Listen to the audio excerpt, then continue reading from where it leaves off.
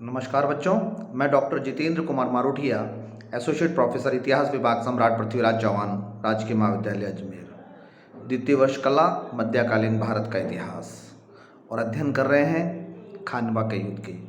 बाबर ने भारत पर साम्राज्य स्थापित किया और उस साम्राज्य को स्थायी देने का प्रयास भी किया।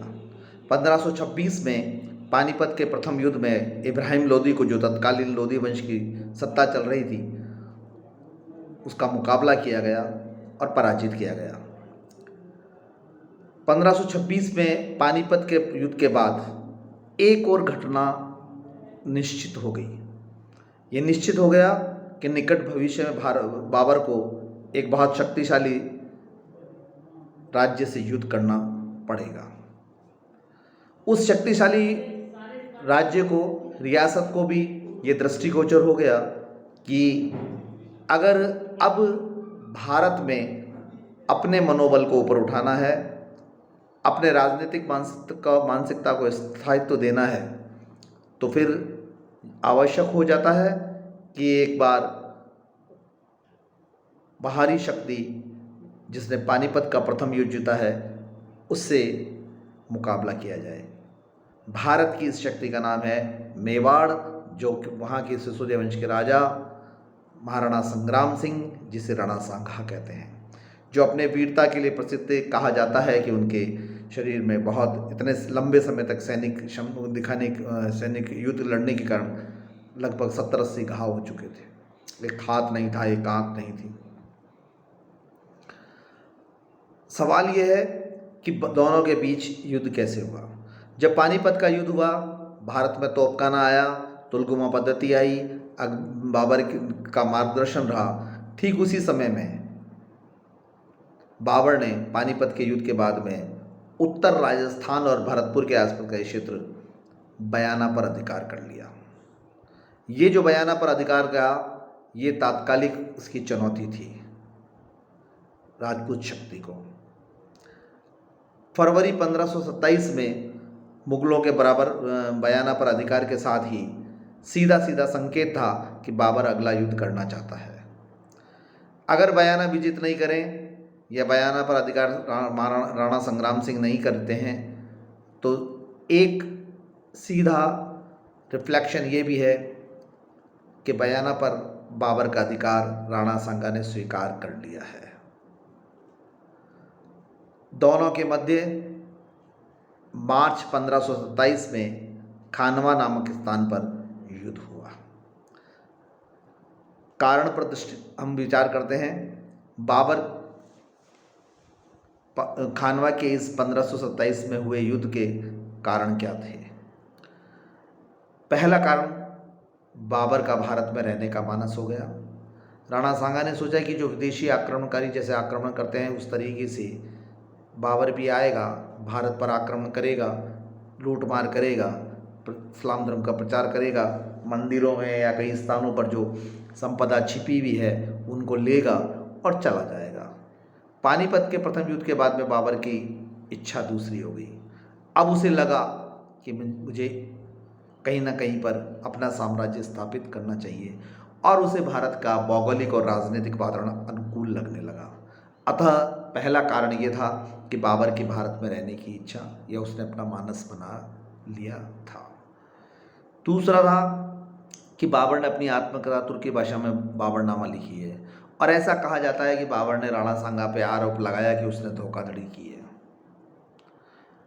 जब इब्राहिम लोदी से युद्ध हुआ था, ठीक उसके पहले राणा सांगा ने बाबर को पत्र लिखा था, एक मैत्री शपथ के रूप में, कि आप उत्तर भारत से आक्रमण करेंगे इब्राहिम लोदी पर, और मैं दक्षिण भारत से आक्रमण करूंगा, और हम दोनों मिलकर इब्राहिम लोदी की पराजय कर देंगे, लोदी वंश को समाप्त कर देंगे।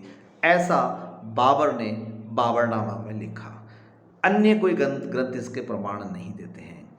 अगर इस बात का विश्लेषण किया जाए, या बाबर द्वारा इस अंकित पंक्ति जो उसने बाबरनामा में लिखी है अपनी आत्मकथा में, उस पर विचार किया जाए, तो थोड़ा सा सत्य से परे लगती है।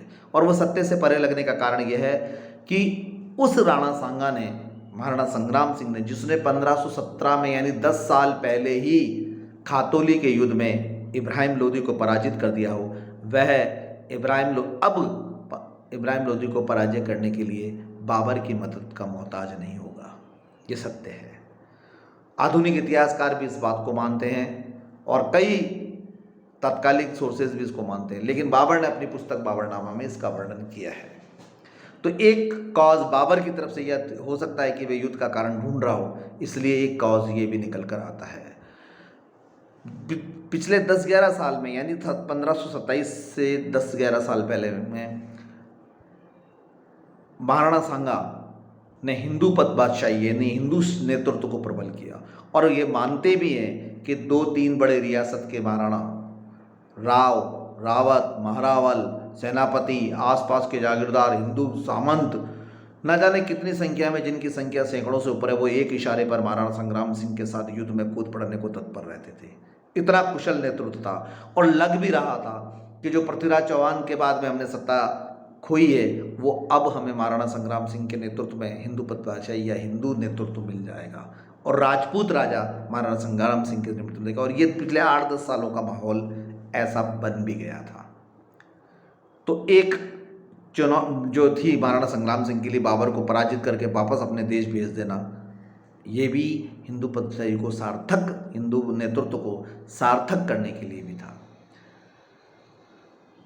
राजस्थान और दिल्ली भौगोलिक दृष्टि से पास पास है, इसलिए युद्ध भी, अगर कोई भी राजा साम्राज्य विस्तार करता है तो युद्ध निश्चित है। ये भी था। इब्राहिम लोदी के कुछ सूबेदार, महमूद लोदी, हसन का मेवाती, ये छूट कर भागे थे इब्राहिम लोदी के और वह अब महाराणा सांगा के पास चल गए थे। तो बाबर को भी ऐसा लगा था कि इनसे दूर रहना चाहिए, इनसे अब लेना चाहिए। बाबर का बयाना पर अधिकार तो मैंने आपको बता ही दिया कि एक बहुत बड़ा कारण होता करता था। इन सब के बावजूद एक चुनौती और थी कि पानीपत के युद्ध में विजयी दिल्ली होने के बाद भी ये चीज़ पुष्ट नहीं हो रही थी कि बाबर वास्तविक रूप से और स्थायी रूप से दिल्ली और आगरा का राजा बन जाएगा क्या, सम्राट बन जाएगा क्या।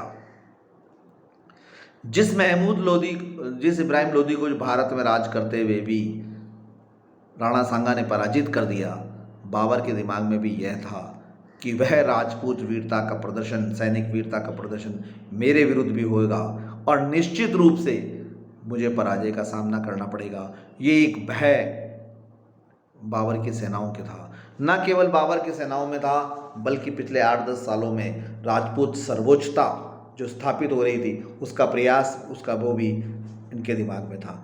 तो ये एक स्थिति बिल्कुल स्पष्ट रूप से सामने आ गई थी कि किसी न किसी रूप से राणा सांगा युद्ध करेंगे और युद्ध के बाद में बाबर को ये भय था कि वह ही पराजित होगा। राजपूत वीरता के सामने उसे नतमस्तक होना पड़ेगा। अतः अब उसे राजपूतों के साथ युद्ध करना आवश्यक हो गया था। अपने पहले युद्ध को सार्थक बनाने के लिए, उसकी पुष्टि करने के लिए, उसके स्थायित्व देने के लिए मार्च 1527 में युद्ध हुआ और ऐसा कहा भी जाता है, डॉक्टर एस आर शर्मा ने लिखा कि कोई इतना ज़बरदस्त युद्ध हुआ, बयाना के युद्ध के आगे राजपूत शक्ति के बाद में राजपूतों ने पराजित कर दी।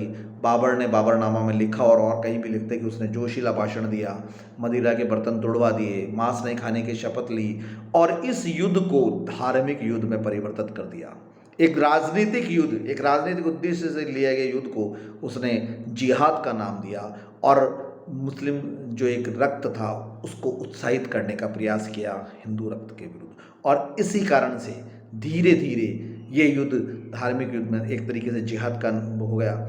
और बाबर की सैन्य पद्धति, उसका सैनिकों का मनोबल बढ़ाना, तोपखाने की ये तुलगुमा पद्धति, इन सब का सामयिकरण था। फिर भी राजपूत शक्ति के आगे अभी भी भय खा रहे थे मुगल सत्ता, लेकिन अंततः युद्ध हुआ और पराजय का सामना करना पड़ा।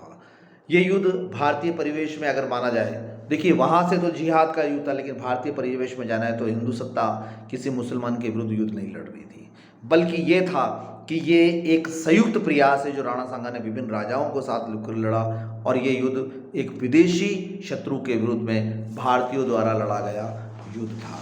तो ये हुआ और अंततः राजपूतों को पराजित होना पड़ा। और ऐसा मानते भी हैं कि कोई भी ऐसा राजपूत राजा या महारावल या रावल नहीं रहा जिसके घर में नुकसान नहीं हुआ हो, जन की हानि नहीं हो, इतना ज़बरदस्त युद्ध हुआ था। महाराणा सांगा स्वयं घायल लोग हो गए थे। तो परिणाम देखें तो ऐतिहासिक दृष्टि से ये युद्ध बहुत इम्पोर्टेंट रखता है। खानवा के युद्ध ने दिल्ली के सम्राट होने की बाबर की पुष्टि भी कर दी। अब उसके भाग्य की जो भटक रहा था बाबर इधर से उधर फरगना, वो भटकने के दिन समाप्त हो गए। राजपूत शक्ति और उनका वैभव समाप्त हो गया। राजपूतों का सैन्य जो प्रबंध था, इतना शानदार प्रबंध किया हुआ था राणा सांगा ने, वो थोड़ा अस्त व्यस्त हो गया। मुसलमानों पर राजपूत सर्वोच्चता का जो मैं बता रहा था कि 10 साल से भय था कि निश्चित रूप से महाराणा सांगा इस हिंदू बादशाही को या हिंदू सत्ता को पृथ्वीराज के बाद जो खोया था हमने उसको प्राप्त कर लेंगे, और ऐसा लगा भी। लेकिन शायद बाबर के नेतृत्व ने इस यथार्थ को, इस सत्य को धूमिल कर दिया।